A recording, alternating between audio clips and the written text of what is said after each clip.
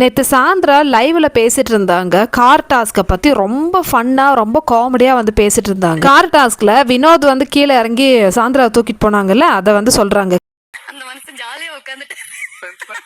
Car டாஸ்க்ல இந்த சாயந்தரா தான் ஏதோ ஆர்டர் கார்ல இருந்து தள்ளி விட்ட மாதிரி அவ்வளோ பில்டப் கொடுத்தா, ஐயோ காக்கா வலிப்பு வந்துடுச்சு, பேனிக் அட்டாக் ஆயிடுச்சு, என்னை தள்ளி விட்டா அப்படி இப்படின்னு சொல்லிட்டு இவ்வளோ பில்டப் கொடுத்துட்டு அவ்வளோ சீனா போட்டு எல்லாருக்கிட்டையும் அந்த சம்பவம் வந்து எனக்கு ரொம்ப பாதிச்சிருச்சு, கஷ்டமா இருக்குன்னு சொல்லிட்டு இப்ப சிரிச்சு பேசுறா.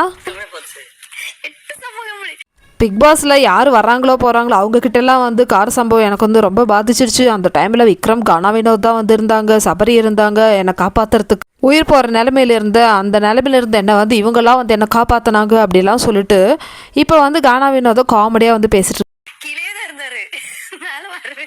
வினோத் எல்லா டாஸ்க்லையும் கீழே தான் இருந்தாங்க, மேலே வரவே முடியல. அதே மாதிரி இந்த கார் டாஸ்க்லேயும் அப்படி தான் சீக்கிரமாக வந்து இறங்கி வந்துட்டார். அவர் யார் வந்து இறங்க சொன்னாங்க?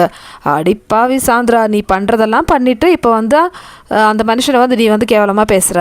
நான் உயிர் போகிற நிலமையில இருந்தேன்னு சொல்லிட்டு அவ்வளோ பில்டப் பண்ணி உன்னை நம்பி சேனல் வர பார்வதியும் கமர்தினி வந்து ரெட் கார்டு கொடுத்து வெளியே அனுப்பி அவ்வளோ நாடகம் போட்டுட்டு நேற்று லைவில் இன்னொரு நாடகம் போட்டேன். பாரு கமர்தீன், நீங்கள் எல்லாமே எனக்கு ஒரு மாதிரியா இருக்குது, எனக்கு என்ன பண்ணுறது தெரியலன்னு சொல்லிட்டு அதுக்கப்புறம் இன்னொரு ஆக்டிங் கார் டாஸ்க்ல வந்து கானா வினோத் யாரை வந்து இறக்க சொன்னா அந்த மனுஷனே இறங்கிட்டாரு. அவருக்கு டாஸ்க்ல வந்து மேலேயே வரல, கீழே தான் இருந்துட்டாருன்னு சொல்லிட்டு அப்படியே கலாய்ச்சி சிரிச்சு ரசிச்சு பேசிட்டு இருக்க.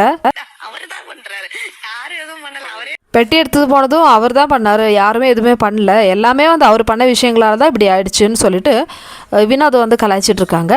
இது நீ வந்து கொஞ்சம் முன்னாடியே வந்து சொல்லியிருக்கலாமே, இல்லைன்னா விஜய் சேதுபதி பேசும்போது சொல்லியிருக்கலாமே நான் வந்து நடிச்சேன்னு சொல்லிட்டு.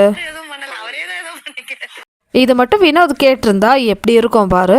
ஏன்னா உன்னை வந்து காப்பாற்றுறதுக்காக வினோத் டாஸ்க்கை கூட மறந்து காரை விட்டு வெளியே வந்து பாரு கமருதீன் கூட சண்டை போட்டு பாரு அவ்வளோ கேவலமாக திட்டி நீ நடித்த நடிப்பை நம்பி எல்லாரும் ஏமாந்துட்டாங்க. அப்போ கூட உனக்கு வந்து சிரிப்பாக வருதுல்ல. அவர் யார் வந்து இறங்க சொன்னா?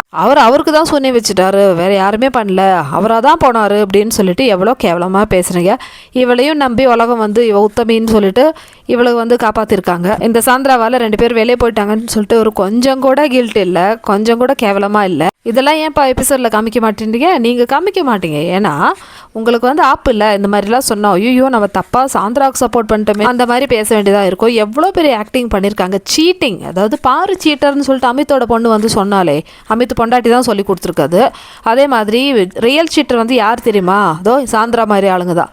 சரியான சீட்டிங் பண்ணி வெளியே அமுச்சுட்டு இப்போ வந்து ஃப்ராட் அவ.